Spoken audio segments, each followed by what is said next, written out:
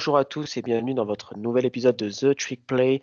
Aujourd'hui, épisode un peu spécial puisque l'actualité du college football s'est emballée ces 48 dernières heures. Ça nous semblait important de faire un point avec Gus et Elio par rapport au fameux coaching carousel. Donc on avait déjà fait un épisode il y a quelques temps sur les premières offres qui étaient disponibles. Mais là, au vu du week-end de folie qu'on vient de vivre, il nous semblait important de faire un petit point sur les postes qui sont à pourvoir et surtout deux grosses arrivées, notamment du côté de USC et du côté de LSU.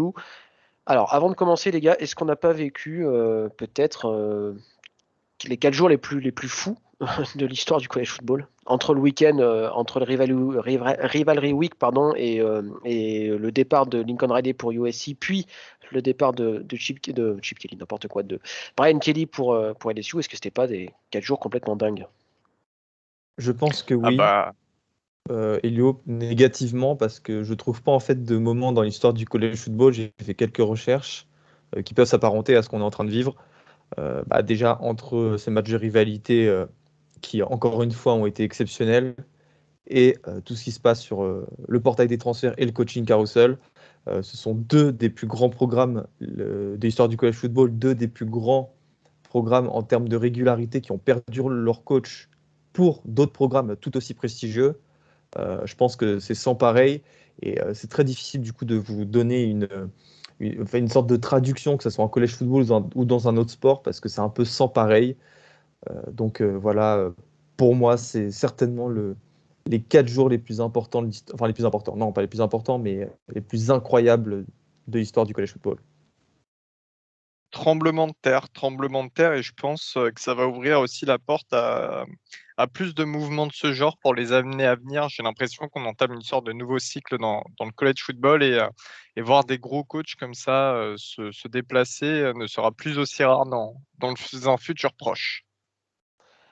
On est d'accord. Alors, pour vous dire à quel point c'était complètement fou, notamment la journée de dimanche, Florida a un nouveau coach et tout le monde s'en est foutu. Enfin, vous vous rendez compte quand même, Florida, qui est quand même un programme hyper C'est vrai. important, on fait un bisou à Guigui, mais le recrutement de Billy Napier du côté de Gainesville est passé complètement au second plan. Je vous propose qu'on commence d'ailleurs par le recrutement de Billy Napier à Florida, si ça vous va. Billy Napier qui arrive qui était du côté de Louisiana avant et qui a fait de l'excellent travail avec les Raging Cajuns et d'ailleurs qui joue la finale de la Sun Belt ce week-end. Bon recrutement à votre avis, vous les gars, du côté de Florida? Ah, moi, je suis Ouais. fan. Je suis fan. Excuse-moi, Gus, je suis fan déjà du bonhomme parce qu'il est arrivé quand même dans un programme très très difficile. Louisiana, c'est vrai que c'est une place assez particulière, notamment au niveau géographique. Pour le recrutement, c'est compliqué vu les gros cylindrés qui sont autour. Et il a réussi à faire un excellent boulot. C'est un mec qui a passé du temps derrière Dabo Swinney et derrière Nick Saban, ce qui est assez incroyable aussi, et qui a recruté de très gros joueurs pour les programmes de Clemson et d'Alabama. C'est un coach jeune, avec des idées jeunes, nouvelles, qui est très bon recruteur. Enfin, Florida, ils font un excellent coup. C'est quelqu'un que je voyais absolument à LSU. Et là, pour moi, les Gators, ils se tournent vers l'avenir en faisant ce mouvement. Donc, très content, bien joué à eux. Et il semblait y avoir une grande réciprocité entre les deux. Donc Florida, là, si je devais donner une note, ça serait un bon A. Je suis assez De même. d'accord. Je suis assez d'accord avec vous. Je pense que euh, ça va être un choix qui, sans trop de pression pour Billy Napier, parce que mine de rien, on y reviendra un peu plus tard, mais c'est pas le recrutement le plus sexy sur le papier, et du coup, il aura peut-être un peu moins de pression que d'autres recrutements dont on va parler un petit peu plus tard. Je vous propose de décerner le prix du mec avec le moins de race de ce coaching carousel, Sonny Dykes, qui arrive du côté de TCU. Et en provenance de SMU, et pour ceux qui s'en souviennent, SMU et TCU sont des rivaux tout simplement, hein, dans le paysage du college football. Donc pour faire simple, hein, c'est comme si, bon, toute proportion gardée, bien évidemment, on va dire que Brian Kelly serait allé du côté du USC, voilà, pour vous faire un petit peu le schéma. Sonny Dykes, c'est une carrière quand même de head coach plutôt rondement menée. Alors un passage à Cal un peu compliqué, mais une arrivée à SMU qui s'est très bien passée, hein. Les Mustangs, on en a parlé pas mal cette saison. Voilà, c'est très clairement la deuxième meilleure période du programme après le Pony Express des débuts des années 80. Donc Sonny Dykes quitte les Mustangs pour aller du côté de TCU. Il va pas très loin hein, parce que SMU c'est Dallas, c'est TCU, c'est Fort Worth. Donc il est même allé en hélicoptère hier. Donc c'est pour vous dire à quel point c'était proche. Les gars, est-ce que vous pensez que le fait que SMU ne soit pas dans les petits papiers d'une conférence du Power 5 a joué dans le choix de Sonny Dykes de partir pour les Horned Frogs? Probablement, hein. Ouais, je pense aussi. Je pense qu'il voulait passer à un niveau supérieur, qu'il voulait reconstruire. Enfin, reconstruire, non, parce qu'en fait, TCU, c'est un programme intéressant. Ils arrivent toujours à avoir des bons prospects, ils sortent Et toujours puis, des bons joueurs en NFL. Donc, je pense que c'est une continuité pour lui d'aller vers TCU. C'est une continuité normale parce que c'est un homme, enfin, il est déjà passé à TCU et c'est un mec originaire du Texas qui a fait à peu près toute sa carrière là-bas. Donc, j'ai l'impression que c'est plutôt naturel comme mouvement, malgré la rivalité entre les deux équipes. et pour prolonger ce que dit Elio, Gary Patterson a vraiment, vraiment construit ce programme. Il va hériter quand même d'infrastructures assez exceptionnelles. Et en fait, l'héritage, il va récupérer un héritage de malade, l'héritage de Gary Patterson. Et déjà, ça, c'est une chose en moins à gérer. Il part pas dans un endroit où il va falloir tout construire lui-même. Et ça, je pense que c'est pour les coachs, comment dire, plutôt réputés, plutôt pour leur qualité tactique et technique. C'est quelque chose d'appréciable, plus qu'un coach qui a besoin d'aller faire pression auprès de l'université des boosters pour construire de nouvelles infrastructures, pour installer de nouveaux recrutements. Donc voilà, pour moi, Sonny Dykes, c'est aussi une très bonne pioche de la part de TCU. Et en fait, TCU, en faisant cette nomination, coupe un peu l'herbe sous le pied à d'autres programmes. Et ça, il faut le noter aussi. Effectivement. Alors par contre, c'est que voilà, Sonny Dykes aura un effectif. On va voir sur le niveau des départs. Hein. C'est toujours que quand un nouveau coach arrive, il y a pas mal de joueurs qui rentrent sur le portail des transferts. Donc là, on a parlé de Zachary Evans, hein, le running back voilà, surpuissant qui va quitter le programme des Horned Frogs. Mais la bonne chose, c'est que TCU récupère toutes les anciens commits de SMU, puisque en fait finalement, il faut vous rendre compte que quand les lycéens committent, ils committent plus presque à un coach qu'à un programme. Donc les nombreuses recrues très bien classées de SMU risquent d'arriver du côté de TCU, donc pas de problème pour les Horned Frogs de ce côté-là. SMU su rebondir rapidement sur leurs pattes puisqu'ils ont récupéré Rhett Rashley, le offensive coordinateur de Miami. Alors c'est pas forcément des noms qui étaient les plus clinquants, on va dire, mais il a quand même fait du bon programme du côté des Hurricanes. Non Alors, il a bien géré, je trouve, la blessure de Derrick King, qui était quand même assez un choc hein, pour Miami. Il a réussi à bien faire jouer le freshman Tyler Van Dyke. Ça, c'était plutôt intéressant. Après, j'ai l'impression que son travail à Miami il était un petit peu biaisé avec tout l'environnement qu'il y a eu autour, toute la saison assez mauvaise de l'équipe en général. Donc, je me porterai pas juge sur ce moment-là. Par contre, le boulot qu'il a fait avant avec Chen Buchele à SMU, Bah, justement, c'est l'année- ça, Elio. C'est un retour au bercail pour lui. c'est Rhett ça. Rashley a été le coordinateur offensif de Sonny Dykes pendant 2 années, de 2018 à 2019. Toi, Donc Baptiste, effectivement, alors, moi j'ai pas alors pour être tout à fait honnête, j'ai pas spécialement d'avis sur le recrutement. Je pense que c'est bien quand les facs reviennent sur des valeurs sûres de ce qui ont fait leur force. Voilà, ça a très bien fonctionné avec Sonny Dykes quand il était coordinateur offensif. Voilà, pour pas perturber et puis au niveau du recrutement, c'est quelqu'un qui est recruté sur la région de Dallas et on sait que c'est un vivier important du nombre de joueurs. Donc c'est un choix qui est intéressant et qui est compréhensible du côté des Mustangs. Donc sur le papier, moi j'ai rien contre. Après, à voir sur s'il est capable, puisque effectivement, hein, on se souvient que les postes de coordinateur offensif, c'est quand même pas la même chose, enfin, ou de coordinateur défensif, c'est pas la même chose que head coach. Donc voilà, c'est pas le même boulot, mais sur le papier, ça me semble un choix intéressant, sachant que ils n'ont pas non plus 10 000 possibilités qui s'offrent à eux, quoi. On reste du côté du Texas avec Texas Tech, qui eux ont recruté très très très très tôt leur coach après avoir viré Matt Wells. C'est Joey Maguire qui était assistant head coach du côté de Baylor, qui était un peu l'homme un peu à tout faire, notamment du côté du recrutement. Joey Maguire qui a fait directement l'unanimité du côté de Lubbock, pardon. Tous les coachs avec qui il a travaillé ne tarissent pas d'éloges sur le bonhomme, donc je pense que ça c'est typiquement le genre de truc de recrutement intelligent et qui porte ses fruits parce que déjà Texas Tech a récupéré je ne sais pas combien de recrues.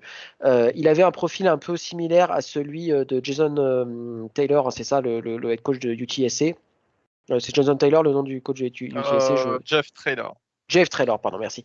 Le coach de UTSA qui a ce passé de j'ai coaché en high school au Texas et donc forcément j'ai des liens très forts avec les équipes de high school et ça a porté ses fruits directement puisqu'il a récupéré 3 recrues de son ancien lycée. Choix intéressant de la part des Red Raiders à votre avis? Oui, ils avaient dit aussi ça. Ils ont dit qu'il avait un gros caractère et qu'apparemment il a beaucoup plu lors de l'entretien.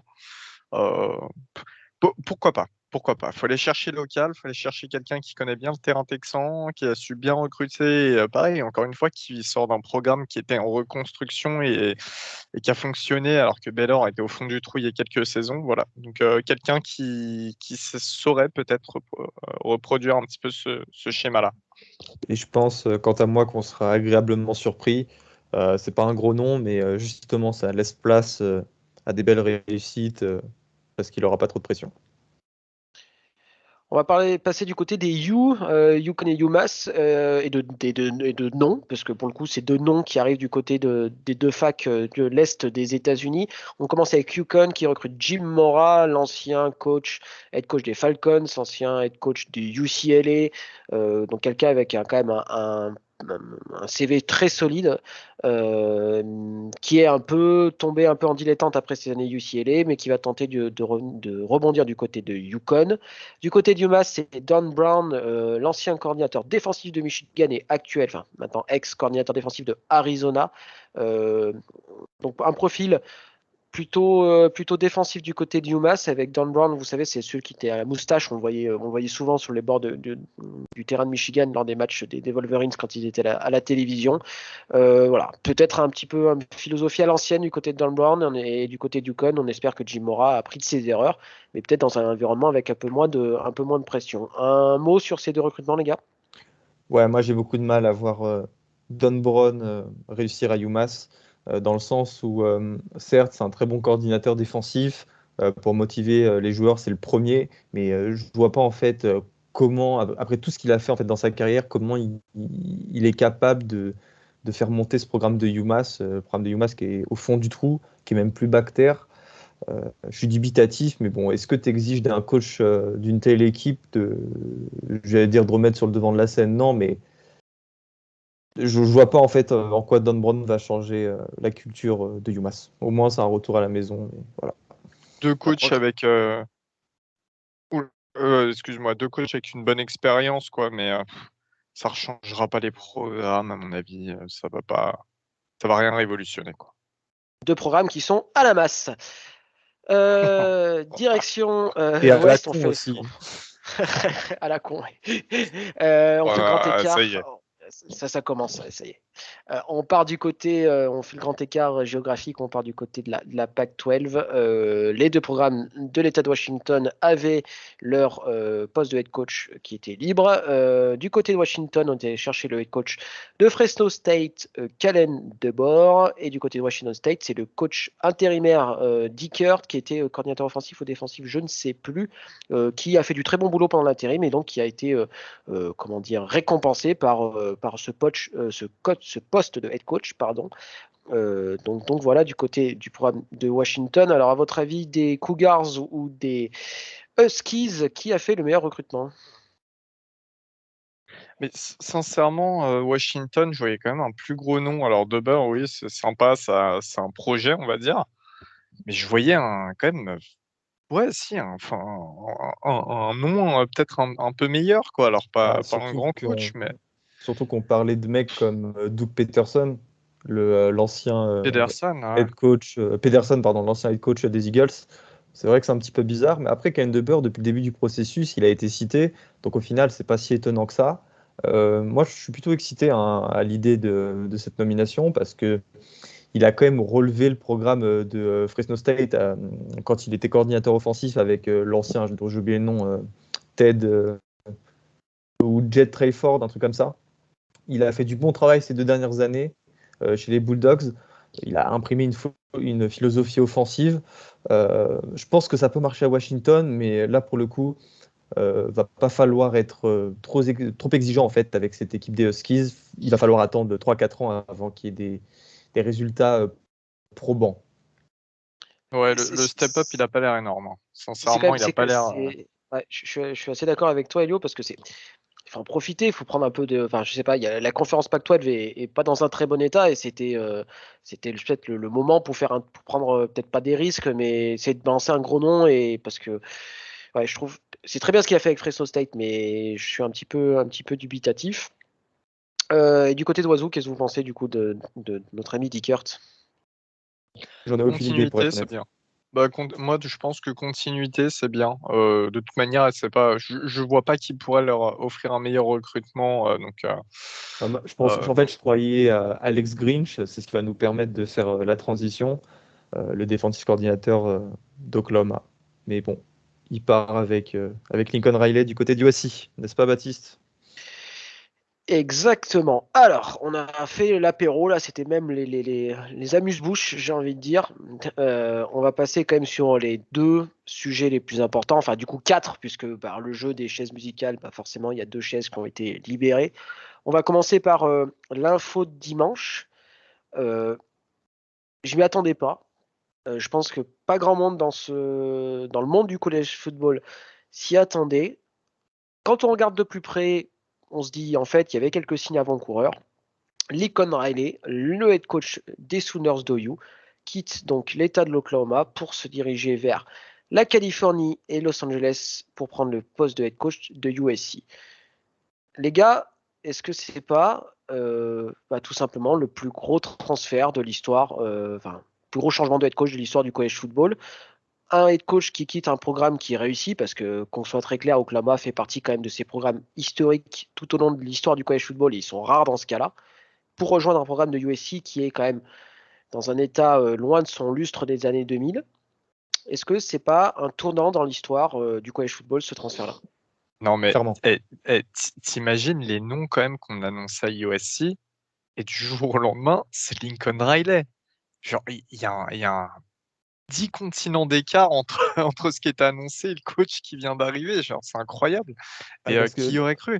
Quand on entendait les rumeurs Riley déjà aller en NFL, on n'y croyait pas beaucoup, même si on se disait que c'est un petit peu plus plausible pour passer le grand pas, je dirais, entre guillemets, parce que voilà, c'est pas forcément un grand pas, mais bon. Et, euh, et quand on entendait les rumeurs Riley dans un autre programme, mais, mais jamais on n'y aurait jamais cru. Mais bah, en Et fait, on là, n'y croyait pas parce que on savait déjà que Oklahoma était une des meilleures situations du college football. c'est Oklahoma, c'est le ça. programme certainement le plus régulier depuis le début de l'histoire de ce sport avec Ohio State. Depuis 98, donc depuis Schweitzer et oui, Schweitzer et bon, Schweitzer c'est un peu avant 98, donc depuis Schweitzer et Bob Stoops, Mhm. bah, Oklahoma, tous les ans, ça joue les playoffs. Tous les ans, ça envoie des joueurs de malades en NFL. Tous les ans, ça a un S-Man contender. Oklahoma a eu justement des vainqueurs de ce trophée, hein, Baker Mayfield, Kyler Murray, etc. Tu quittes un des meilleurs postes, un poste qui est envié par tout le pays, mais quasiment sans exception, pour aller à USC. Je... Aidez-moi à trouver une comparaison. Est-ce qu'il y a une Et comparaison? Est-ce qu'on peut trouver, on en parlait avec Elio, Il y en a peut-être une, mais là, pour le coup, on sentait arriver, c'est le départ de Jimbo Fisher de Florida State pour rejoindre Texas A&M. c'est vrai, c'est vrai. Parce que pour le coup, il avait remporté un titre à Texas A&M, mais on sentait, sauf que le programme de Texas A&M était clairement dans à une pente Florida State? descendante. Pardon, le programme de Florida State pardon, était très clairement dans une pente descendante et on sentait un relâchement de son investissement dans le programme, ce qui n'était absolument pas le cas d'Oklahoma qui, encore une fois, passe à une victoire de Bedlam de jouer le titre de la Big 12, voire carrément les playoffs. Donc là, c'est clairement du jamais vu. Et je pense que c'est même dans l'histoire du sport de manière générale. J'essaie de faire une comparaison. C'est peut-être quelqu'un qui jouerait, qui coacherait, je sais pas actuellement, on va dire Barcelone et qui déciderait d'aller coacher Manchester United. Voilà, pour vous faire un parallèle un peu foireux avec le Alors foot, qu'il vient quoi. d'aller en finale de Ligue des Champions. Tout à fait, exactement. Pep Riley. Mais toi, Baptiste, qui connais quand même, malgré toi, qui connais bien Lincoln Riley, qu'est-ce que tu en penses justement de ce mouvement? En fait, moi, je suis surpris. Je pensais qu'il allait, pour être tout à fait très clair, nous, les fans d'Oklahoma State, on n'attendait qu'une chose, c'est qu'il se tire chez les Cowboys de Dallas. Parce qu'on pensait que c'était en termes voilà, de culture, on parle souvent de culture, ça correspondait un peu à ses envies. c'était pour nous pour nous fans d'Oklahoma State le truc le plus intéressant déjà, c'est-à-dire qu'il quittait Oklahoma et qu'on était content en vue du succès de Lincoln Riley dans l'État. Mais moi j'étais une fois que il y a eu ces rumeurs les LSU qui ont apparu, donc il y a eu des rumeurs, LSU a proposé 12 millions, Lincoln Riley a refusé. Après Bedlam, il fait cette conférence de presse, il dit non, je ne serai pas le coach de LSU. En soi, il a eu raison, il ne sera pas coach de LSU. Je me suis dit ok, il va rester. Jamais, je me suis dit il sera intéressé par le poste de USC. Mais en fait, quand on y regarde de plus près, le mec, il a commencé à recruter très fort l'État de Californie. Et mine de rien, quand tu recrutes très fort l'État de Californie en étant dans l'Oklahoma, si tu débarques à USC, tu vas faire un carnage. C'est l'État où il y a le plus de quarterbacks qui sont le mieux notés dans les différents classements de recrutement. Et on sait que Lincoln Riley a une relation particulière avec le quarterback. Concrètement, tous les quarterbacks 5 étoiles vont vouloir jouer à USC, quoi. Tous. Ça va être le programme le plus sexy. Et tu rajoutes à ça la tradition avec les quarterbacks à USC, quoi, les Mark Sanchez, etc. Enfin, est-ce que vous vous rendez compte que USC est devenu en l'espace de une heure le programme le plus sexy de tout le college football? Là, actuellement, on parle que de USC, quoi. Ce qui est intéressant quand même, c'est que USC, on savait que justement, il leur manquait un truc pour devenir le programme le plus sexy de college football, c'était un entraîneur. coach. On savait que c'était le seul point manquant en réalité. Et ben voilà, ils l'ont maintenant. Et encore une fois, là, l'avantage de cette fac aussi que ça représente, et notamment pour les grosses recrues, et je pense aux recrues californiennes, c'est que c'est une fac qui est académiquement super bonne. Donc en plus de ça, tu mets un argument de poids dans la balance sur le recrutement. Lincoln Riley, construit une belle équipe et tu peux avoir un super diplôme. Et j'ajouterais qu'il n'y a pas de restriction académique à USC, comme le niveau académique de la fac le laisserait penser. C'est-à-dire que certes, il faut avoir un très très bon niveau pour entrer dans cette université quand tu as un random, mais quand tu as un joueur de foot américain, les standards ils sont pas si hauts que ça, donc ça posera pas tant de problèmes que ça aux recrues. Et j'ajouterais que ce sont des recrues qui viennent principalement de Californie, et évidemment loin de moi l'idée de faire des généralités, mais en général académiquement, les recrues de Californie sont meilleures que celles qui viennent du Texas ou l'Alabama. On est bien d'accord là-dessus. Alors moi, je vais faire une prédiction personnelle. Vous pourrez la ressortir plus tard. Pour moi, USC, c'est dans les playoffs dans 2 ans et c'est un titre dans les 3 ou 4 ans. Grâce au pouvoir de la Californie et au pouvoir du portail des transferts, je pense que du côté des Trojans, on ne pouvait pas espérer mieux. Et je pense que même dans les rêves leurs plus faux, ils ne pensaient pas avoir quelqu'un comme Lincoln Riley qui débarque. Ce mec, c'est un recruteur de malade. Il était déjà en visite hier soir chez Raheem Brown, hein, le running back de la classe 2023. Enfin, pour moi, ça redistribue complètement les cartes du paysage du college football. Et c'est très excitant quand on prend un peu de hauteur, en tout cas. C'est très excitant pour le futur, quoi. Et enfin, on n'aura pas un champion Pac-12 qui sur le plan national, est très très limité. Hein, les canards, bref. Et puis aussi après, il faut...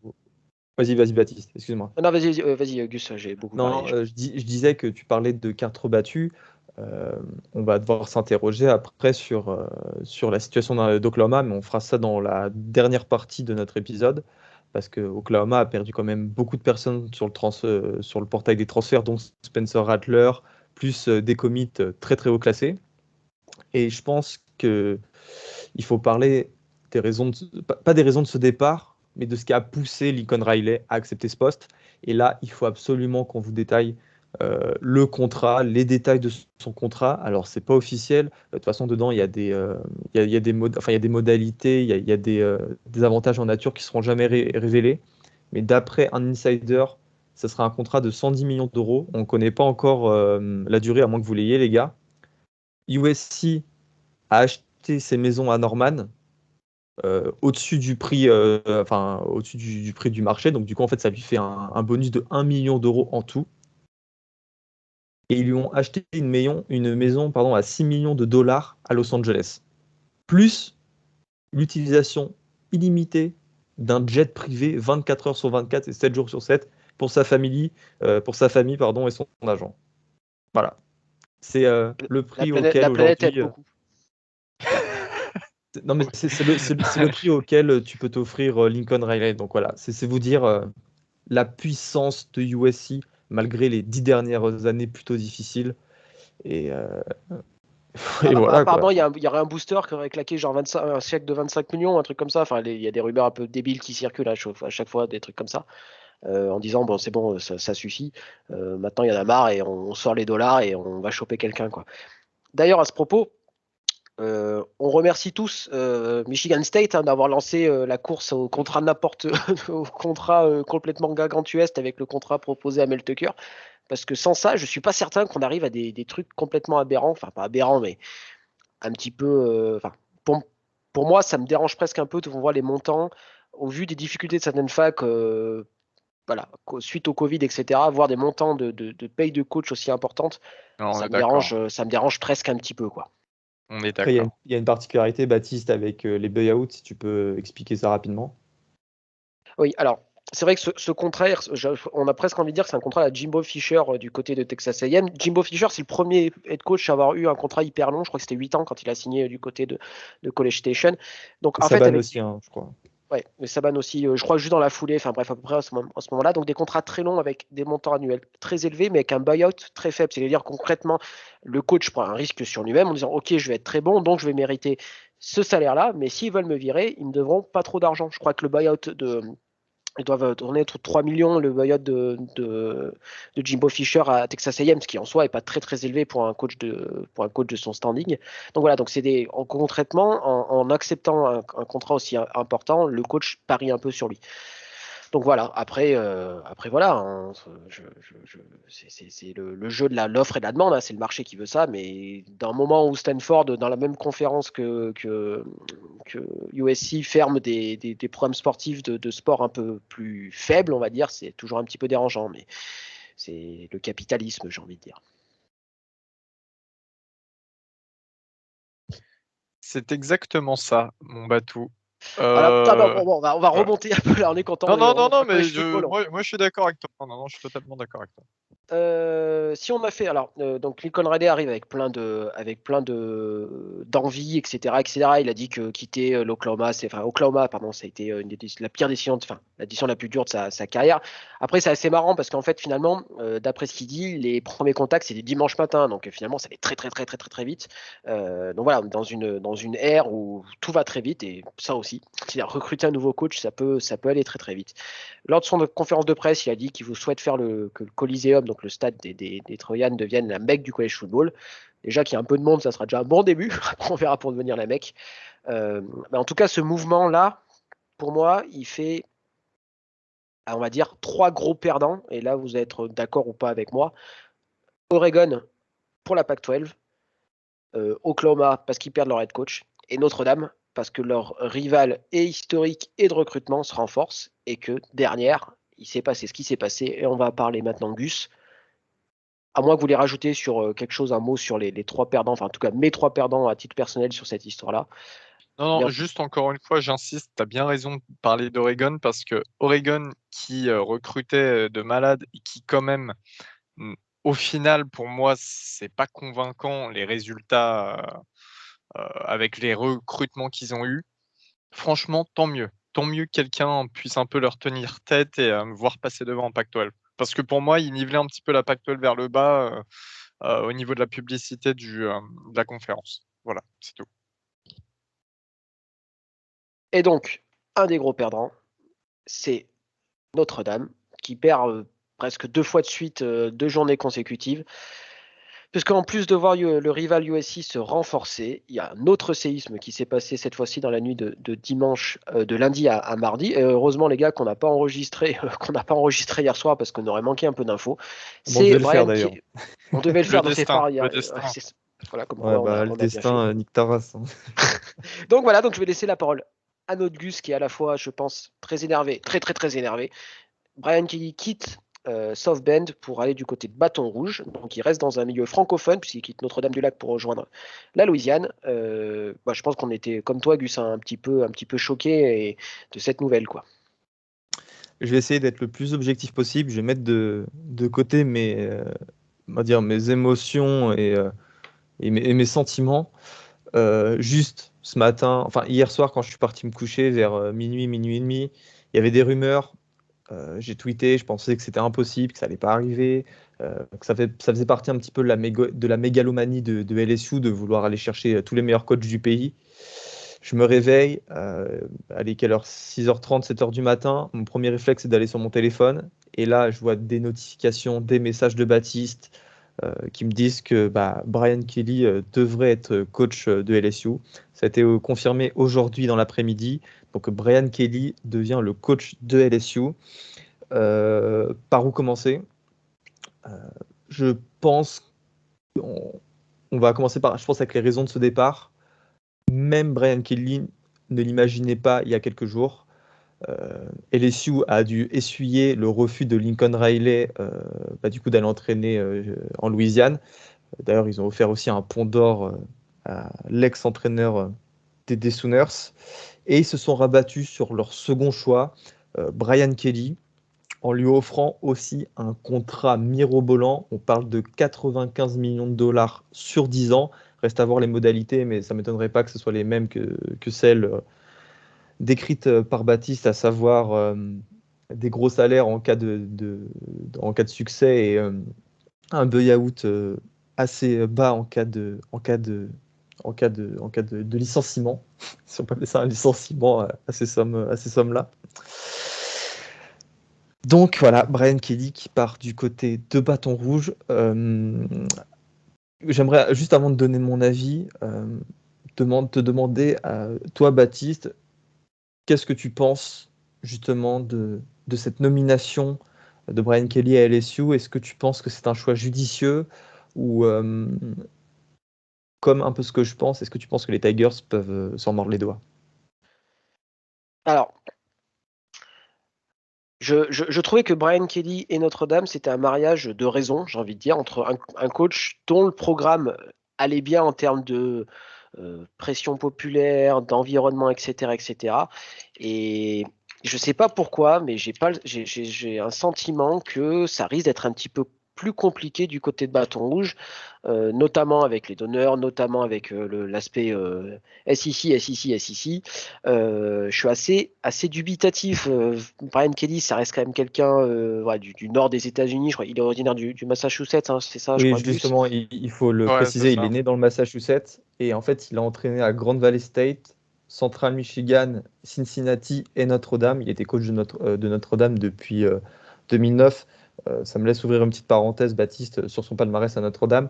Donc, depuis 2009, il est devenu le coach le plus victorieux de l'histoire de Notre-Dame. Quand tu deviens le coach le plus victorieux de l'histoire de Notre-Dame, c'est que tu dépasses Knut Rockne et Lou Holtz, deux entraîneurs emblématiques de l'histoire du football américain.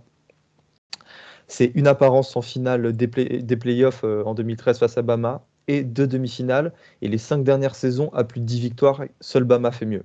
Voilà. Avec la saison 2016 qui avait été un petit peu galère du côté Voilà. de South Bend. Moi, il y a une question que je me pose, qui est inhérente à la SEC, encore plus que les autres conférences, c'est la question du recrutement. Je pense que ça sera le nerf de la guerre. Est-ce que Brian Kelly sera capable de recruter à un niveau dont on attend du côté de LSU? Parce que Orgeron avait tous les défauts du monde parfois, mais je pense que sa principale qualité, c'était cette qualité de recrutement. Il est impératif pour Kelly de continuer à recruter fort parce que sinon il se mettra en difficulté rien qu'en termes d'image renvoyée avant même que les matchs soient joués en termes d'image. Donc je sais pas, ça a jamais. Enfin, pour moi, il était tributaire de ses assistants. Tu m'arrêtes si je me trompe, Non, mais Gus, c'est le cas, ce sera le cas au à niveau du LSU. recrutement. Donc je sais pas, je suis dubitatif sur ce choix-là. Après, peut-être que pour lui, il avait fait le tour du côté de Notre-Dame et il se dit qu'une opportunité comme LSU, ça Ouais, arrive pas tous les jours. Je et peux le voilà, comprendre c'est ça, aussi, hein. Baptiste, en fait. C'est ça, c'est l'opportunité. Il s'y attendait pas. Il s'est dit, c'est aujourd'hui ou jamais. J'aurai jamais à ce moment un poste aussi prestigieux que LSU. Enfin, si tant est qu'on arrive à démontrer la supériorité de LSU sur Notre-Dame, surtout que Notre-Dame est encore en course pour les playoffs cette année et dans un futur très proche était plus qu'un contender pour aller chercher le titre national avec notamment l'arrivée de Marcus Rümann, dont on va parler après. Donc voilà, c'est un petit peu l'incompréhension. J'ai l'impression qu'il est parti au pire des moments. C'est pour ça qu'il y a une balance des sentiments entre la reconnaissance pour tout ce qu'il a fait, les émotions qu'il m'a transmises à travers toutes nos victoires, et cette façon de partir un petit peu au pire des moments, un peu comme un rat qui quitte le navire. S'en est suivi en fait toute cette com aussi, en changeant sa bio sur Twitter avant même que LSU ait officialisé en fait la nouvelle. Tout ça, c'est très très mal fait. Il a rencontré ce matin que pendant 11 minutes, c'est sorti à l'instant, les joueurs pour leur expliquer les raisons. Puis il est parti dans sa Mercedes bleue à l'aéroport, direction Baton Rouge. Voilà, j'ai pas l'impression de reconnaître en fait le coach que je regarde depuis quelques années et que j'ai appris à connaître sur les 12 dernières années à travers des articles, des matchs regardés en replay, etc. L'impression d'avoir été un petit peu trahi, presque. Et surtout cette déception voilà, qui est inhérente en fait à l'amour que je porte pour ce programme. Donc c'est plutôt difficile. Pour rebondir sur ce qu'a dit Baptiste, au niveau du recrutement, il va falloir qu'il s'entoure bien, et même très bien, parce que passer d'un recrutement type Notre-Dame à un recrutement type sud des États-Unis, c'est très différent. Faut être très à la page. C'est pour ça que j'aime bien le fait que, c'est pour ça encore une fois que j'ai bien aimé le mouvement de Florida de prendre un coach jeune, parce que c'est des coachs qui sont à la page. Est-ce que Brian Kelly, Oui, il est. comme Ça, l'a dit Bat, je pense que tu peux lui reprocher beaucoup de trucs, mais sur les sujets sociétaux, tout ça, il a toujours été un petit peu à la pointe quand il s'agissait de mener les troupes. Je pense notamment à l'année dernière. Donc ça, je me fais pas trop de soucis. Mais après, là où tu as complètement raison, c'est est-ce qu'il est capable, dans le sud des États-Unis, à LSU, c'est de, ça. de constituer un coaching staff qui sera en mesure de performer et de recruter très bien? Dans des équipes comme Michigan et Ohio State, ça aurait été totalement possible parce qu'il connaît par cœur, c'est certainement un des mecs qui connaît le mieux cette région des États-Unis niveau recrutement. Ça aurait très bien marché. Là, j'ai vraiment des doutes et en fait, j'ai peur que ça se passe mal. Il y avait cette vidéo marrante d'un média américain qui a été très soigneusement récupérée par un autre Français qui montrait l'acteur, merde, j'ai oublié son nom maintenant. Bref, Idriss Elba. Idriss Elba, oh mon Dieu, The Wire. Et Idriss Elba qui est en train de manger de la nourriture qui a l'air assez épicée, qui a l'air un peu mal, et il disait, ouais, c'est Brian Kelly quand il va devoir manger le gumbo de la merde dans des joueurs qu'il essaye de recruter en Louisiane. Donc c'était pas mal, mais c'est vrai que ça met un petit peu en relief cette situation. Est-ce que dans le sud, avec le sud, c'est comme encore une fois, c'est très très différent du nord, hein. C'est encore un autre pays dans le pays. Euh, va falloir qu'ils s'entourent bien, va falloir qu'ils s'entourent de mecs qui connaissent bien le marché local. On va dire ça comme ça. Brian Kelly, pour moi, je terminerai rapidement là-dessus, c'est quelqu'un qui peut très bien entraîner des joueurs, qui est fin tacticien, qui peut vraiment mener un gros programme et les faire très bien jouer. Mais voilà, va falloir que le recrutement suive, va falloir que ça prenne la sauce. Et pour quelqu'un qui a quasiment pas passé de temps dans cette partie des États-Unis et qui découvre une nouvelle conférence qui est quand même relevée, même si on n'est pas très fan de SEC entre nous trois, Ouais, qui nique est la très sec, relevée. voilà, je le dis haut Voilà, et qui est fort. très relevée. Est-ce que ça va Non, prendre la sauce? Pour moi, c'est du 50-50. Donc, à voir. Je comprends les gens qui sont très heureux de ce mouvement du côté d'LSU. Je comprends les gens qui sont un petit peu plus sur la réserve aussi. Voilà. petite note d'optimisme, le style de jeu de Brian Kelly colle parfaitement à la culture de LSU, savoir un jeu à la course qui marche et une défense très performante. Pour le coup, niveau fit, niveau de la culture, c'est l'un des meilleurs, mais maintenant, il va falloir voir si ce genre de culture marche dans la NCAA moderne, dans le football américain moderne, et ça, je demande des garanties. Et pour la petite anecdote, il a recruté je crois qu'il y a un running back qui était de Louisiane, qui était dans votre promo 2021 du côté de Notre-Dame. Donc, il connaît un petit peu. Alors, je sais pas si c'est lui qui était le recruteur principal, mais en tout cas, il connaît un petit peu la région. Mais moi, comme Gus, moi, c'est le timing que je trouve pas bon. Abominable. Abominable. Enfin, ils peuvent encore jouer le titre. Alors, il faut un concours de circonstances important samedi, mais ils peuvent encore jouer le titre. Donc, Abominable. donc voilà quoi. Au bout d'un moment, je trouve un peu dommage et la façon de le faire. Enfin, il y a un SMS qui a été envoyé, enfin, qui a leaké. Alors, je sais pas si c'est le vrai ou pas, qui aurait été envoyé par Brian Kelly aux recrues. Je trouve ça assez. Alors ça, c'est mon opinion perso, mais je trouve que parfois ces coachs de college football sont quand même des piètres communicants. Et là, on en est en plein dedans, quoi. Je suis assez atterré, pas atterré, mais je suis assez surpris hein, d'avoir un truc comme ça. Mais bon, Non, mais d'après moi aussi, je suis surpris. Ça ressemble tellement pas à ce qu'il est. Je suis un peu bouche bée, comme tout le monde. Ok, on a fait le tour du côté des deux plus gros morceaux, c'est-à-dire USC et Notre-Dame. Maintenant, on va s'occuper des deux programmes orphelins après le départ de leur head coach. On commence par toi, Gus, par Notre-Dame, histoire de faire la transition. Donc, alors, je pense que concrètement, vous n'êtes pas dans la même situation qu'Oklahoma, dont on va parler un petit peu plus tard, parce que on va faire un petit peu le jeu des pronostics, mais vous avez quand même un assistant, un coordinateur qui pourrait très bien prendre la suite de Brian Kelly sans qu'il y ait trop de gros changements. Et même, ça pourrait presque s'améliorer au niveau du recrutement, quoi. Oui, c'est Marcus Freeman, notre coordinateur défensif, qui est d'ailleurs demandé par tous nos futurs joueurs hein, des classes 2022, 2023 et 2024. Là, il y a en ce moment même la conférence de notre directeur athlétique qui vient d'annoncer d'ailleurs qu'il n'y aurait pas de coach intérimaire. Et pour moi, ça veut sûrement dire que s'il n'y a pas de coach intérimaire, il connaît déjà le successeur de Ryan Kelly et je pense que ce sera Marcus Freeman. Très rapidement, Marcus Freeman, il est jeune, il a 35 ans, c'était coordinateur défensif du côté de Cincinnati l'an dernier. Il a hérité de la défense de Clark Lea, parti à Vanderbilt cette année au poste de head coach. L'année avait très mal commencé, mais depuis, ça allait mieux de semaine en semaine et on a une des meilleures défenses du pays actuellement. C'est un recruteur élite, c'est le deuxième selon 247 Sports. Il a cette force de connaître très bien l'État d'Ohio et le nord des États-Unis, et c'est une grande force. Il est jeune, comme tu dis, Elio, il sait parler aux jeunes parce que aussi il est afro-américain. C'est un critère qu'il faut prendre en compte aujourd'hui. C'est toujours plus facile de recruter quand tu es Marcus Freeman que Jeff Fisher. Vous comprenez très bien ce que je veux dire. Oh, oh. Non, Non, mais oui, bien sûr, bien sûr. et sans faire de procès d'intention, je relais juste, on va dire, ce que je constate maintenant ou ce qu'on constate dans le monde du college football. Donc Marcus Freeman paraît la meilleure solution actuellement parce que c'est celui qui va offrir le plus de stabilité. Parce qu'on devrait garder toutes nos recrues s'il reste ici.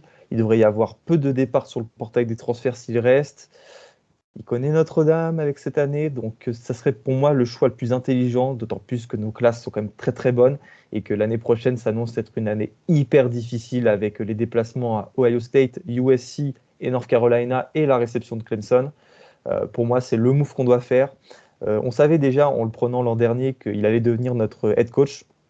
La question c'était de savoir quand, à la fin du contrat de Brian Kelly, et il se trouve qu'avec le départ de Brian Kelly pour LSU, ça arrivait plus vite que prévu.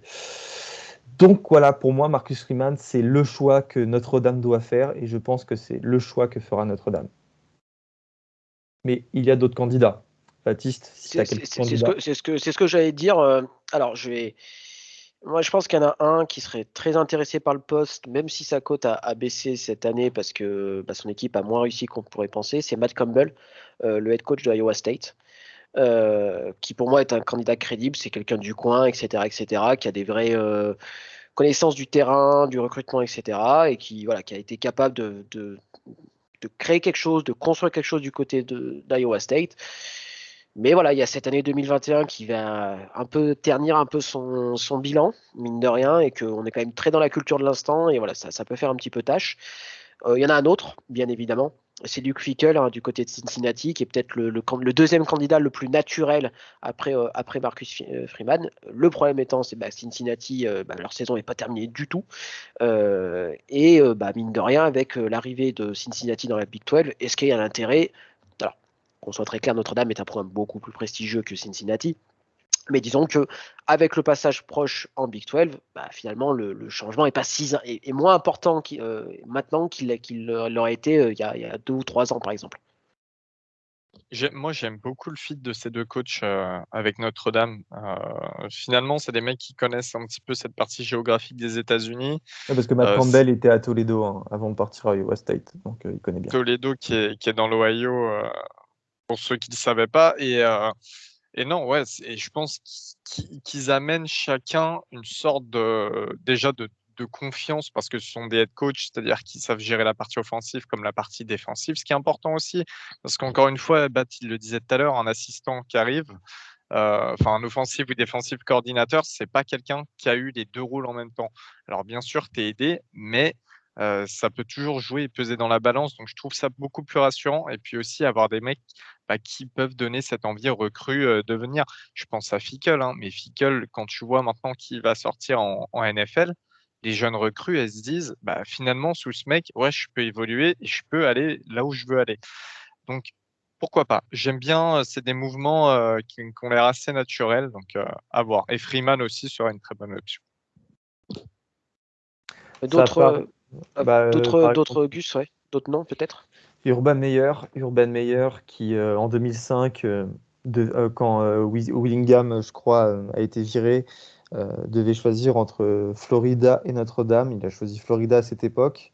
Ça a toujours été dit, hein, ça fait partie un petit peu de ses secrets de Polichinelle dans le college football, que son poste de rêve était Notre-Dame. Je pense pas que ça arrivera. Mais bon, on ne sait jamais. Vu ce qui s'est passé, je préfère rester prudent. Ça parle sinon de Mark Stoops, j'y crois zéro. Dites-moi, hein, les gars, si vous avez d'autres noms.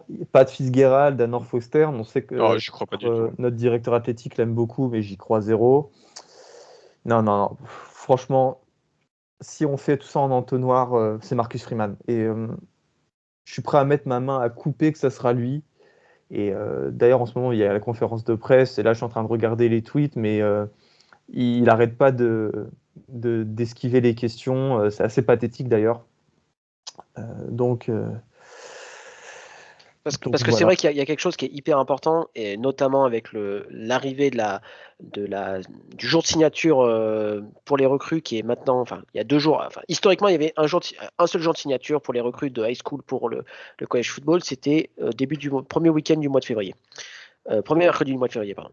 Là, ça a changé. Maintenant, il y a cette date-là qui est restée, mais il y a surtout une early signing période où 90% des recrues signent, on va dire, à peu près.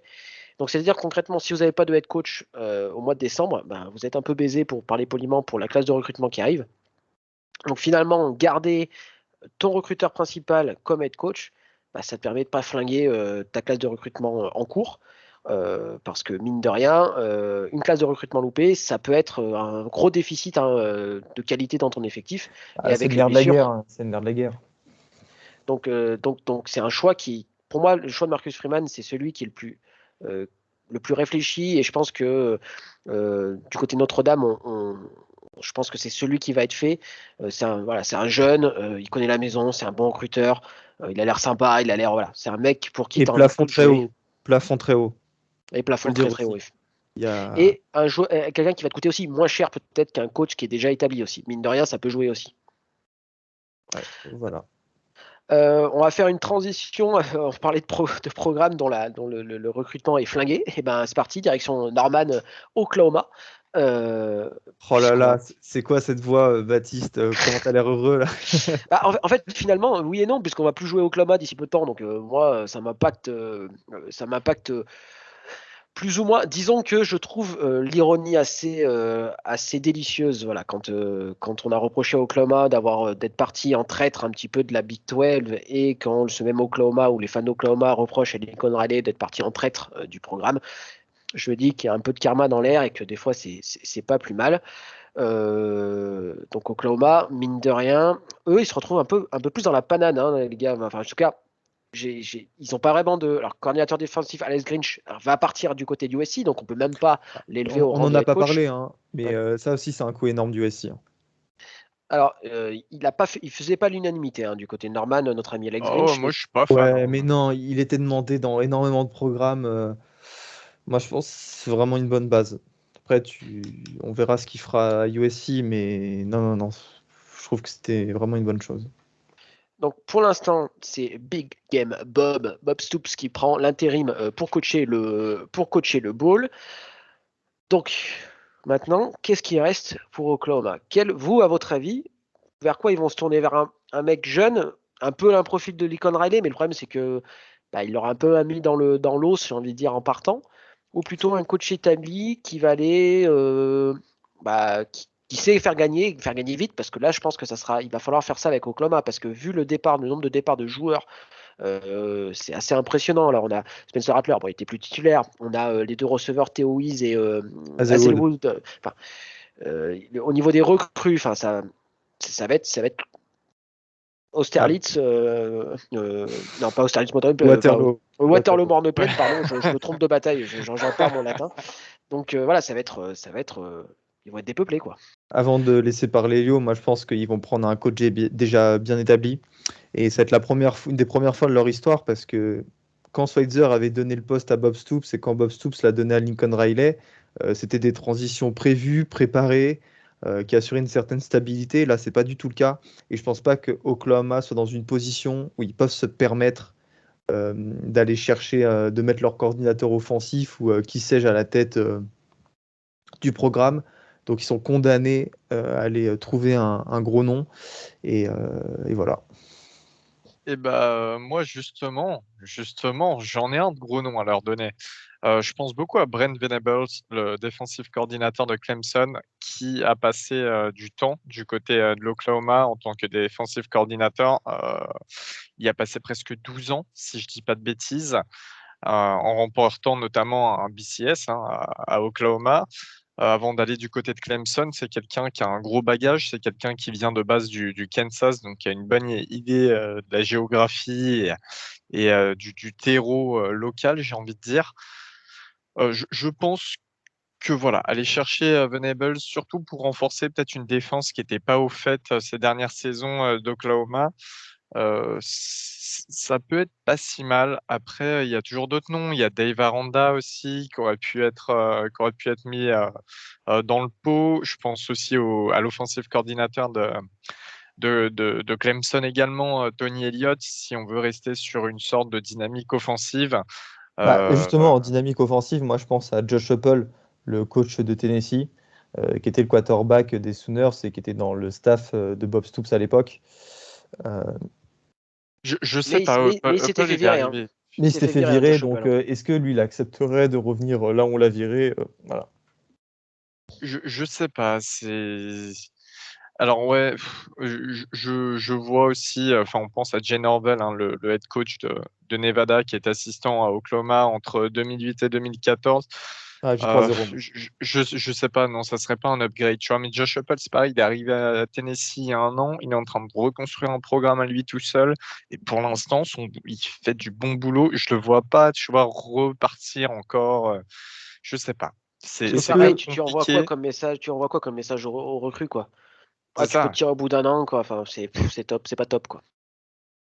Du coup, il y a aussi Cliff Kingsbury.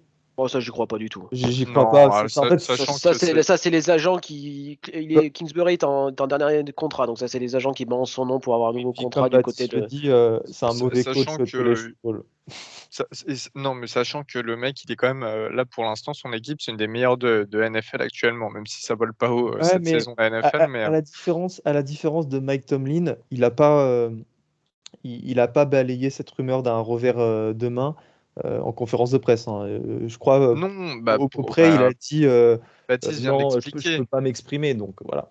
Baptiste vient d'expliquer, ça fait monter les enchères pour un nouveau contrat, mais pour l'instant, la situation dans laquelle il se trouve est beaucoup plus aisée que d'aller du côté d'Oklahoma où il va falloir se remettre à tout reconstruire et puis se remettre au college football, au recrutement, à ceci, à cela. Voilà, c'est deux métiers différents et je pense que pour l'instant, il est dans le bon. Est-ce qu'on n'est pas parti pour avoir Bob Stoops après l'intérim qui va rester coach d'Oklahoma pour les prochaines années? Ouais, j'espère pas pour eux. Après, j'y crois pas. C'est pas impossible, mais je pense qu'il dépanne. Bob Stoops, il est il est encore hyper investi dans ce programme d'Oklahoma. Il avait une transition avec Lincoln Riley qui était hyper. C'était je crois au mois de avril ou mai, je crois qu'ils avaient changé de coach. Je me souviens, j'avais appris ça, genre mais qu'est-ce qui se passe, what the fuck. Donc honnêtement, il dépanne juste. Moi, il y a un nom qui petit à petit me dit allez, ça peut être marrant, ils peuvent prendre un risque là-dessus. C'est Lane Kiffin. Hein. Moi, Lane Kiffin, il a montré que je pense que c'est un meilleur coach que lorsqu'il a été head coach de Tennessee ou de USC. Est-ce qu'il n'a pas maintenant, on peut tous s'améliorer, je veux dire, le procès d'intention qui dit que Lane Kiffin n'est pas si bon coach que ça, enfin pas assez, pas les épaules assez larges pour prendre un gros programme. Bah voilà, il peut être meilleur qu'il a été il y a 10-15 ans. Donc moi, Ouais. pourquoi pas, Lane Kiffin du côté Les hommes évoluent. d'Oklahoma. Alors pour la petite anecdote, Lane Kiffin d'ailleurs vient de poster à l'instant sur ce matin là sur Instagram, non sur Instagram, sur Twitter un truc pour Ouais, rassurer gros, les fans de Miss. il fait Et en plus l'énonciation là. et en plus de ça, là pour la petite anecdote pour les auditeurs, Valentin avec All Miss France hier a tweeté Lane Kiffin follow moi si jamais tu ne quittes pas All Miss, et Lane Kiffin la follow. Donc Lane Kiffin follow All Miss France, et pour confirmer qu'il travaille vraiment en vraie histoire, vous pouvez aller voir sur Twitter pour confirmer qu'il partira pas. Après, on sait très bien que voilà, quand on voit ce qui vient de se produire sur ces derniers jours là, on sait très bien qu'un revirement de situation n'est surtout pas Ah ouais, à exclure. c'est pas à exclure. Et puis Lane Kiffin aussi, on va voir la situation de Miami, mais il lorgne aussi sur ce poste. Bref, c'est quoi votre prono, les gars, pour Oklahoma? Allez, Moi, hyper dur. moi je te Je vais dis, dire ça vient- Venables, moi. Je vais Ouais. dire Venables. Bulls ou Elliott, un des deux. Venables, pour moi, c'est le plus probable. Après, Lane Kiffin, attention. Hein. Genre, c'est le genre du monsieur. Ouais, c'est tout à fait le genre du monsieur. Et, et puis, ouais, moi je pense que si Oklahoma lui propose le contrat, il prendra le contrat d'Oklahoma. Hein. Je ne vais pas remettre en question la place d'où elle est mise dans le paysage du college football, mais voilà, OU c'est quand même pas le même niveau. Ils vont être dans la même conférence d'ici peu de temps. Donc en plus, la question de la SEC c'est plus puissant que la Big 12. Et je vois pas pourquoi il est en Big 12. Enfin, bon, il va être dans le SEC dans pas longtemps. Donc oui, moi Lane Kiffin, ça me semble un choix plutôt intéressant. D'ailleurs, pendant que je parle d'Oklahoma et de la SEC, est-ce que vous pensez, alors il y a beaucoup de fans de notre conférence préférée qui ont dit oui, mais Lincoln Riley, il a peur d'aller jouer en SEC, c'est pour ça qu'il quitte Oklahoma. Qu'est-ce que vous en pensez de tout ça? Alors, je vais me prononcer. Non, ça n'a rien Lol. à voir. Pas du tout. Lol. C'est une vision complètement égocentrique et égocentrée des fans de la SEC, comme d'hab, j'ai envie de dire. Hein, ça va ensemble. Euh, non. S'il va pas en SEC, c'est parce qu'il sait qu'il réussirait pas là-bas. Non pas parce qu'il n'a pas le niveau en tant que coach. Qu'on soit clair, il n'y a que Saban qui est meilleur que lui et Kirby Smart. Hein. Je vois pas qui est meilleur que lui dans le monde du college football en tant que coach sur le terrain. Les problèmes, ce sera au niveau du recrutement. Je ne pense pas qu'il pourrait déployer ce qu'il sera capable de déployer à USC dans la SEC. Donc voilà. Il faut arrêter avec ce prisme de la SEC et tout. Voilà, encore une fois, c'est une belle preuve qu'il y a des choses qui se développent ailleurs qu'en SEC.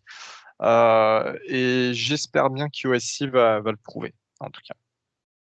Et alors, il faudrait qu'on fasse un épisode de Coaching Carousel avec quand même soit Guigui, soit Val ou soit Ryan pour qu'on ait Non. un contre-avis parce que c'est vrai que ça fait Non, très, mais c'est vrai. ça fait très, on déteste la SEC. Mais en soi, j'ai rien contre la SEC, mais c'est surtout que je suis surtout très content que la Pac-12 va peut-être récupérer des lettres de noblesse et je trouve ça très intéressant que le college football, même si c'est un sport régional, qu'il y ait énormément d'équipes un peu dans tous les coins des États-Unis, qu'il y ait des équipes fortes dans le nord, dans le sud, dans l'est, dans l'ouest. Enfin, ça rend la saison plus intéressante et une Pac-12 forte, mine de rien, c'est cool. Voilà, à titre perso, je suis. C'est pas cool pour moi. Hein. Oui, Je vais affronter Lincoln Riley pendant 10 ans tous les ans. Non. Et là, pour le coup, c'est pas non plus le fan d'Oklahoma State qui est très content de voir Lincoln Riley part. Non, c'est le fan de college football de manière générale qui est très content de voir un programme comme USC ou même Napa. En tout cas, de voir un changement de coach qui donne de l'excitation même du college football plutôt.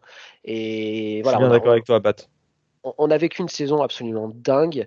Alors, pareil, on va dire que je déteste la NFL et que mais Je vois c'est ce que je j'allais vois dire. qu'en ce moment, les fans de NFL disent c'est absolument dingue la saison qu'on vit, etc., etc. Mais vous avez comparé avec la saison de college football parce que là, on n'est pas au même niveau, quoi.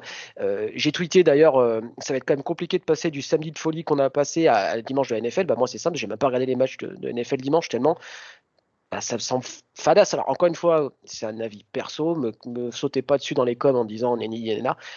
Je trouve que le produit college football, et notamment grâce au coaching carousel, est Ouais. plus intéressant que le C'est coach, que c'est ce la que j'allais NFL. dire. Mais c'est un avis perso.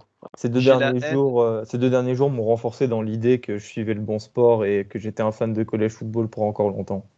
Moi, je suis fan des deux. Hein. Je m'en fous. Mais par contre, j'ai la haine contre Auburn. Voilà, je souhaitais le dire. J'ai la haine contre Auburn. Pourquoi t'as la haine contre Burn? Bah, parce Ah, que parce qu'ils se chient j'avais dessus tout pour contre gagner le Alabama. match. Ils ont tout foiré. Genre tout pour gagner, mais ils ont tout foiré. Sur 2 minutes de jeu. De temps de jeu. Voilà. Bref. Ok. Ok, Antoine Griezmann, vu que monsieur porte les maillots de n'importe quelle franchise des États-Unis, donc t'es fan des Saints encore, toi, ou t'es fan d'à peu près tout ce qui passe Je suis pas fan de Trevor Siemian. C'est tout ce que j'ai à ouais, répondre. En revanche, je suis très fan de TJ Maxx où tu trouves des trucs qui valent $80 à $20. Alors, on a fait alors, je sais pas combien de temps d'épisode on est. Est-ce que vous voulez faire un point rapido sur d'autres postes qui sont en pouvoir, peut-être Virginia Tech? Juste vite fait, ouais, pourquoi pas. Donc Vitek qui se retrouve orphelin après combien de temps il est resté? Je sais même plus. Justin Fouetté 4-5 ans, je crois. Ouais, 4 saisons, je crois. Ou, non, Un 5, poil plus, 5 saisons, je pense. Hein. 5. Et donc, toujours pas de nouvelles. Alors, il y a des grosses rumeurs qui sont arrivées aujourd'hui. A priori, ça serait le défensif coordinateur de Penn State qui est Brent Pry, c'est ça, qui serait bien parti pour décrocher le poste de head coach. Donc, gros recruteur et surtout, bah, la défense de Penn State, c'est quand même la force numéro 1. Donc, ça serait plutôt une bonne chose, non? Je pense que c'est un des mecs qui porte le programme dans l'ombre de James Franklin et que ça devrait peut-être être lui le head coach de Penn State justement. Mais non, ouais, ça peut être pas mal. Après, je vois pas l'énorme upgrade, mais pourquoi pas? Pourquoi pas? De toute façon, est-ce que Virginia Tech peut espérer mieux? Je suis pas non plus certain. C'est toujours la question, quoi. Est-ce Ouais, que t'es dur, Elio, hein, parce que Virginia Tech, enfin, elle peut espérer mieux, oui, je comprends ce que tu dis. Ça serait très bien d'ailleurs d'avoir ce coordinateur défensif, mais Virginia Tech, c'est un gros nom quand même du college football. Hein. T'as un potentiel qui est sympa. La Virginie, c'est pas mal niveau recrutement. Il y a eu des belles années. Je trouve qu'ils ont que déjà la ACC, ça fait vraiment plus rêver du tout. Alors encore plus quand tu vois l'état de Clemson cette année.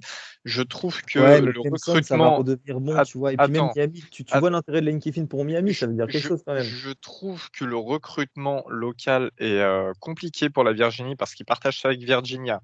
Après, tu as toutes les facs style justement Clemson, South Carolina, North Carolina, Penn State qui viennent manger dans cette partie de l'État, Ouais, des c'est vrai. États-Unis, pardonnez-moi. Et donc je trouve que c'est un poste qui est quand même un petit peu compliqué et que pour des gros assistants ou des gros coachs, c'est peut-être pas forcément le truc qui les fait le plus rêver, tu vois. S'ils peuvent aller au-dessus, ils iront au-dessus. Après, encore une fois, s'ils arrivent à avoir Brent Pry, c'est très bien. Et c'est un programme qui mérite de grandir. Hein. Comme d'habitude, c'est une fac assez sympa, Virginia Tech. Ils ont une bonne fanbase. Voilà, il y a de quoi faire. Mais c'est vrai que il y a tout un environnement aussi compliqué pour vraiment développer le programme et aller très loin. ok, je pense on a fait un petit peu le tour. On est désolé pour les fans de Duke, Ah Fresno bah State, attendez, plus à dire. attendez. Ah, Barrett Saley vient de le dire à l'instant. Euh, Virginia Tech nomme Brent Pry. alors Bon, bah voilà. Voilà. on pourra pas nous dire qu'on ne respecte pas l'actualité. Donc voilà, Brent Pry nommé à la tête des Hokies. Donc voilà, donc du côté de Blacksburg, c'est fait. Donc voilà, donc on fera peut-être un autre épisode pour les autres postes de head coach qui vont peut-être se libérer d'ici la fin de l'année. Donc Duke, je crois que c'est le dernier enfin, en plus des programmes dont on a parlé, Duke au niveau du Power 5 n'a toujours pas de head coach, donc on verra ça. En plus de Louisiana, Fresno State, pardon, Temple et Akron. Voilà les gars. Est-ce que vous voulez rajouter quelque chose par rapport à tout ça? Bon, Gus, tu as quand même, je trouve que tu as pris tout ça avec beaucoup de dignité et je suis assez fier de toi. Et moi personnellement, ça me soulage d'avoir un coach comme Mike Gundy qui a des défauts. Mais à chaque coaching carousel, alors quand le Tennessee était libéré, on a vu 2-3 fois son nom qui était arrivé, mais voilà, avoir un head coach dont on sait qu'il partira pas, c'est quand même relativement, voilà, ça soulage quand il s'agit du coaching carousel parce que ça permet de regarder un peu tout ça de plus loin, donc c'est pas plus mal. Donc voilà, un dernier mot les gars. Ouais, j'ai juste à dire que c'est le meilleur sport du monde, voilà. Alors, moi, vraiment, je veux dire qu'on vient de, enfin, désolé, on vient de subir pas de subir, mais on vient de vivre un tremblement de terre qu'il faut en profiter et qu'il faut se dire que rien n'est pris pour acquis, notamment dans ce sport, et que ça, c'est super. Et Rien n'est vive le jamais college acquis, ouais. football, let's go, ouais, C'est bien de terminer go sur pour cet les adage. go pour les prochaines saisons parce que là, ça va, voilà, il y a du mouvement et ça va être cool. On se retrouve samedi pour le 1-2-6. On fera le point sur la finale de la Pac-12 qui aura déjà eu lieu et bien évidemment les finales de conférence. Dernière ligne droite avant le College Football Playoff. Plein de matchs avec énormément d'intérêt puisque ça va très clairement donner des indications sur les 4 équipes qui seront présentes puisque le comité donne son classement officiel le dimanche. Donc voilà, vous profitez des matchs du samedi, vous allez vous coucher. Dimanche, peut-être pas au réveil, mais plutôt sur les coups de 18h si mes souvenirs sont bons. Le comité donne son verdict. Donc voilà, donc on se retrouve samedi pour le 1-2-6. Merci Gus, merci Elio, merci à tous de nous écouter et à la prochaine. Des bisous. Salut à tous. Salut tout le monde.